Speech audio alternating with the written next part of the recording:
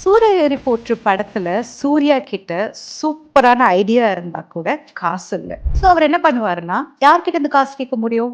Either விசி கிட்ட கேட்கலாம், இல்ல ஏஞ்சல் இன்வெஸ்டர் கிட்ட கேட்கலாம். அந்த படத்துல ஒரு பெரிய மனுஷனை திருத்தி திருத்தி காசு கேட்பாரு. அவர் தான் விசி. ஆனா கேட்காமலே அவங்க அம்மா ஊருக்காரங்கள காசு கொண்டு வந்து கொடுப்பாங்கல்ல, அவங்க தான் ஏஞ்சல் இன்வெஸ்டர். இது என்ன நான் சொல்றேன் கேட்போங்க. விசின்றது ஒரு பெரிய விஷயம் இல்லைங்க. Venture capitalist. இவங்க யாருன்னா, நிறைய பேர் சேர்ந்து காசு போட்டு உங்களுடைய பிசினஸ்ல இன்வெஸ்ட் பண்ணுவாங்க. Hoping your business will become a 1000 crore empire. அவங்கெல்லாம் இன்ஸ்டிடியூஷனலா வந்தாங்கன்னா அவங்கெல்லாம் வெஞ்சர் கேபிட்டலிஸ்ட். ஆனா உங்களை மட்டும் நம்பி, உங்க ஐடியாவை மட்டும் நம்பி இனிஷியல் ஸ்டேஜ்லயே R&D இல்ல ஒரு மினிமம் வயபிள் ப்ராடக்ட் வரதுக்கு முன்னாடியே உங்களுக்காக காசு கொடுக்குற உங்க ஃபேமிலியோ இல்ல உங்க ஃப்ரெண்ட்ஸ், அவங்க தான் ஏஞ்சல் இன்வெஸ்டர்ஸ். ஏஞ்சல் இன்வெஸ்டர்ஸ் யூஸ்வலா இனிஷியல் ஸ்டேஜ்ல வருவாங்க. இந்த ப்ராடக்ட் ஓரளவுக்கு டெவலப் ஆனதுக்கு அப்புறம் விசி வந்து நம்ம பிசினஸ் அடுத்த லெவல்ல ஸ்கேல் பண்ணுவாங்க. விசிக்கும் ஏஞ்சல் இன்வெஸ்டருக்கும் யார்கிட்டடா டிஃபரன்ஸ் கேட்கறதுன்னு ஹெசிடேட் பண்ணிட்டு இருக்க உங்க ஸ்டார்ட் அப் ஃப்ரெண்டுக்கு இந்த வீடியோவை ஃபார்வர்ட் பண்ணி விடுங்க.